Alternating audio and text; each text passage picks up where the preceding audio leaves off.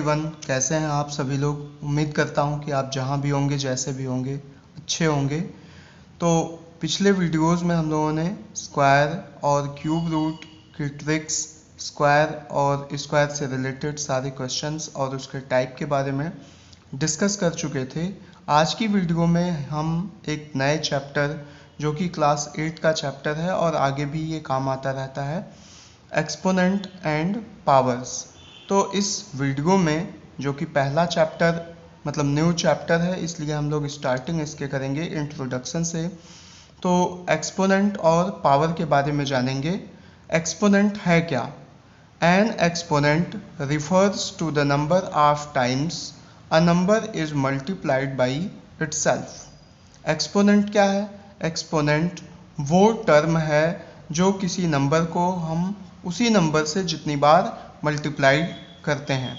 Means जैसे अगर देखिए एक एग्जांपल मैं लूँ, यहाँ पर 3 to power 4, 3 to power 4 means हम ये कह सकते हैं कि 3 इंटू 3 इंटू 3 और इंटू 3 मीन्स 3 एक ऐसा नंबर है जिसको 4 बार मल्टीप्लाई किया गया है, इसलिए हम यहाँ लिख सकते हैं 3 टू पावर 4। और इसको रीड करने का तरीका है 3 raised to power 4, 3 raised to power 4। Suppose करिए एक और एग्जांपल लेते हैं a, और इसका पावर यहाँ पर m है, तो हम इसको लिखेंगे a into a into a into a, जितनी बार भी लिख सकते हैं m टाइम्स। ठीक है, तो नंबर ऑफ टाइम्स ये रिप्रेजेंट करेगा जितनी बार भी रहेगा। तो इस तरह से आप देखेंगे कि एक्सपोनेंट, ये पूरा टर्म एक्सपोनेंट कहलाएगा। ये पूरा हमारा पार्ट जो है, ये पूरा हो गया एक्सपोनेंट।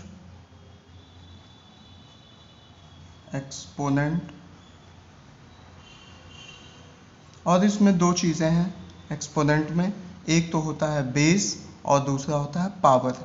तो बेस हमेशा नीचे वाला होता है और पावर हमेशा उसके ऊपर वाला होता है, जो कि राइट साइड में, एबव साइड में लगा हुआ होता है। जैसे सपोज करिए 5 टू पावर 6 है, तो ये हो गया पावर, ये है पावर और ये है बेस, और ये दोनों मिला के कहलाएंगे एक्सपोनेंट।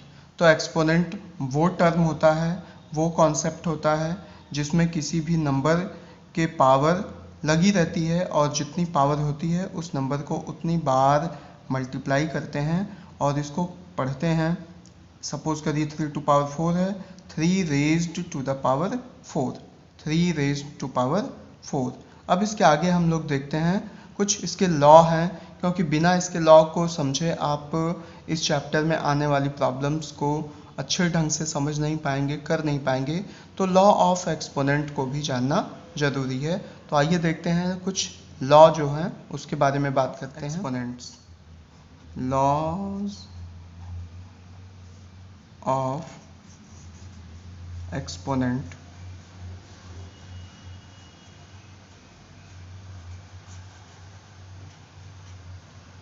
अब इसमें देखिए पहला केस हम लेते हैं, केस 1, केस 1 जो कि है मल्टीप्लिकेशन का,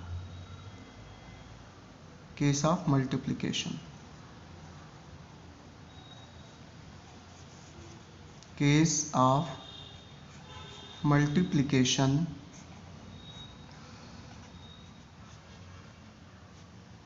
multiplication when the bases are same, when the bases are same।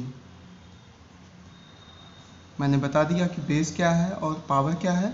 तो वो केस अगर मल्टीप्लिकेशन का है और उसमें बेसेस सेम हैं, तो उस कंडीशन में क्या होगा? उस कंडीशन में देखिए, सपोज करिए यहाँ पर a है और इसकी पावर m है, और ये कंडीशन है मल्टीप्लिकेशन की। एक दूसरा कोई नंबर है जहाँ पर बेस a है और उसके पावर n है, तो इस कंडीशन में हमेशा पावर ऐड हो जाएंगी। तो यहाँ पर हम लिखेंगे a to power m plus n, means ये केस मल्टीप्लिकेशन का है, जब दो नंबर में या कोई भी नंबर हो, कितने भी नंबर हों, उनका बेस सेम होना चाहिए और पावर डिफरेंट होंगी तो फिर पावर सिमिलर हो चाहे डिफरेंट हो, बेस सेम होना चाहिए। तो इस कंडीशन में हम लिख सकते हैं a⁴m+n, राइट। दूसरा केस डिवीज़न का होगा, बहुत ज़्यादा मैं लिखूंगा नहीं, तो यहाँ पे केस 2 डिवीज़न के केस में डिवीज़न, और यहाँ पर भी वो लागू होगा, बेस सिमिलर होना चाहिए। Division when the bases are same, when the bases are same, then the power will subtracted। यहाँ पर आप देख रहे हैं पावर ऐड हो रही है केस ऑफ मल्टीप्लिकेशन में, और यहाँ पर सपोज करिए कोई नंबर है जिसमें बेस है m, बेस a है और उसकी पावर है m, और डिवाइड करना है, लेकिन बेस यहाँ पर सिमिलर है, that is a and it is raised to power n, then the power will subtracted and it is written as a⁴m-n। तो दो लॉ आपको समझ में आ गए कि जब बेस सिमिलर हो और केस मल्टीप्लिकेशन का हो तो पावर आपस में जुड़ जाती हैं, और दूसरे केस में आपने देखा कि अगर डिवीजन का केस हो और उसमें बेस अगर सिमिलर होता है तो पावर आपस में सब्ट्रैक्ट हो जाती हैं। ये तो लॉ ऑफ एक्सपोनेंट में दो केस हुए, और इनके अलावा और भी लॉज हैं जो मैं आपको बताने जा रहा हूँ, तो इसलिए वीडियो में बने रहे और वीडियो को पूरा देखें, जिससे आपको ये टॉपिक बेसिक से लेकर आगे तक समझ में आए। तो इसमें आगे बात करते हैं। सपोज करिए एक और लॉ के बारे में बात करते हैं। सपोज करिए a⁴m हो, ये तो मैंने बता दिया। अगर यहाँ पे a⁴m हो और उसके भी पावर n हो तो क्या होगा? अगर किसी भी नंबर के पावर m है और m की पावर भी n है तो हम यहाँ पर लिखते हैं a⁴m × n, और इसके बीच में आप जानते हैं कि मल्टीप्लिकेशन का सिंबल छुपा हुआ है, a⁴m × n हो जाएगा। नेक्स्ट लॉ में है कि अगर सपोज करिए a⁴m हो और यहाँ पर b⁴n हो। अब आप समझ रहे हैं कि ये क्या दिया हुआ है, n नहीं बल्कि यहाँ पर m कर लीजिए। यहाँ पर आप देखिए इसका जस्ट अपोजिट, यहाँ पर बेस सिमिलर था और यहाँ पे पावर सिमिलर हैं, तो हम लिखेंगे a⁴m। ये सारी चीज़ें इसलिए ज़रूरी हैं क्योंकि जैसे जैसे आप इसमें आगे बढ़ेंगे, क्वेश्चन सॉल्व करेंगे, इनकी ज़रूरत पड़ेगी। अगला, अगर मान लीजिए a⁴m है और नीचे b⁴m है तो हम लिखेंगे a/b⁴m। मीन्स आप देख रहे हैं यहाँ a को डिवाइड किया गया, मतलब a⁴m और b⁴m, तो हम यहाँ पर एक साथ कलेक्टिवली इसको लिख लेंगे a/b⁴m, राइट। इसके अलावा भी कुछ, वो अगर मान लीजिए a⁴0 है तो हमेशा इसका आंसर 1 आएगा। मीन्स किसी भी नंबर के पावर अगर 0 है तो ये हमेशा रिजल्ट आएगा 1। ए होना चाहिए, कोई भी नॉन जीरो नंबर होना चाहिए। याद रखें, A should be any non zero number. अगर 0 के पावर 0 करेंगे तो उसका आंसर 0 ही आएगा, लेकिन 0 के अलावा कोई भी नंबर हो, चाहे वो जितना भी बड़ा नंबर हो, उसके पावर अगर 0 रेज है तो उसकी वैल्यू हमेशा 1 आएगी। इसका भी एक पैटर्न होता है। अगर आपको ये जानना है कि इसकी वैल्यू 1 कैसे आती है तो आप कमेंट करके लिखें, मैं इसके ऊपर एक वीडियो ज़रूर सेपरेट बना दूंगा, क्योंकि अगर इस वीडियो में मैं आपको समझाऊंगा तो उसमें ज़्यादा समय लग जाएगा, राइट। अब आगे देखिए, कुछ और नियम है। जैसे सपोज करिए यहाँ पर मैं यहाँ पर लिखा था उसको छोड़ दिया था, a⁴m है या n है तो आप इसको लिखते जाएंगे जितना भी होगा a ऐसे लिखते जाएंगे। कितने टाइम्स? m times. अगर वहाँ पर n दिया रहता तो आप n टाइम्स लिखते, मतलब वहाँ 1000 भी हो सकता है, वहाँ 10 भी हो सकता है, वहाँ 5 भी हो सकता है, इसलिए आपको ये लिखना होगा, राइट। और देखिए, अगर सपोज करिए यहाँ पर एक नंबर हो a टू पावर -m, ये a टू पावर -m, तो यहाँ पर लिखेंगे 1/a टू पावर m। याद रखें 1/a टू पावर m। इसका भी पैटर्न है, जैसे इसका पैटर्न है उसी तरह इसका पैटर्न है। अगर आपको इसको जानना है तो आप कमेंट करें, मैं आपको एक इसके ऊपर सेपरेट वीडियो इन दोनों के ऊपर बना दूंगा, राइट। तो इस तरह से कुछ लॉज हैं, ये लॉ बिना समझे बिना जाने आप इसको आगे कंटिन्यू इस चैप्टर को नहीं समझ पाएंगे, इसलिए बने रहें इस वीडियो में। एक और लॉ की बात करते हैं, जिसमें अगर मान लीजिए आपके पास कोई नंबर है a/b, ध्यान से समझिएगा, ये बहुत इंपॉर्टेंट है, इसके बेसिस पर क्वेश्चन जरूर पूछे जाते हैं।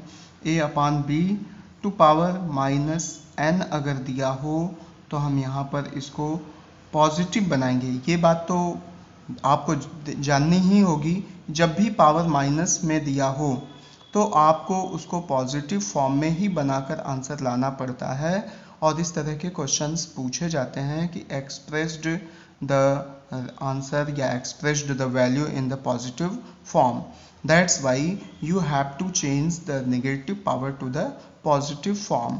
तो अगर मान लीजिए आपके पास यहाँ पर कोई नंबर दिया हो a/b के जगह पर कोई भी नंबर हो सकता है, अगर उसकी पावर नेगेटिव में हो तो हम इसको पावर पॉजिटिव कैसे बनाएंगे, ये आप ध्यान से समझें।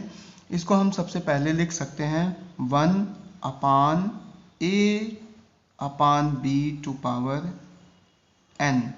देख रहे हैं, जैसे ही 1 लिख दिए तो ये b टू पावर n यहाँ पर पॉजिटिव फॉर्म हो गया। अब आप देखते हैं इसको सॉल्व कर सकते हैं, क्योंकि आप जानते हैं कि जैसे ही इसको सॉल्व करेंगे 1 अपान है, अपान मीन्स डिवाइड की सिंबल को चेंज करेंगे मल्टीप्लाई में, तो b यहाँ डिनोमिनेटर है, ऊपर जाएगा तो न्यूमरेटर बन जाएगा, और इस केस में ये न्यूमरेटर है और नीचे आएगा तो डिनोमिनेटर बन जाएगा। That's why we will write as b to power n upon a to power n। अब आप देख सकते हैं b into b into b into b, जितनी बार भी n टाइम्स आप लिख लेंगे, n टाइम्स, और उसी तरह नीचे वाले को भी a into a dash dash dash n times आप इसको भी लिख लेंगे, राइट। तो ये कुछ लॉज हो गए जो आपको समझने में आसानी करेंगे इस चैप्टर को। तो इस वीडियो में ज़रूर आप इतनी कॉन्सेप्ट को समझ जाएं कि जब मैं अगले वीडियो में इसके सॉल्यूशंस के बारे में बात करूंगा, प्रॉब्लम्स समझाऊंगा, क्वेश्चंस सॉल्व करूंगा, तो आपको ये चीज़ें समझ में आनी चाहिए, right. Thanks for watching the video and this is the introduction part. When we will meet again in the next video, we will find the answer या solution of the some questions. That's why if you like the video, share and subscribe the channel if you are new in the channel. Okay, thank you.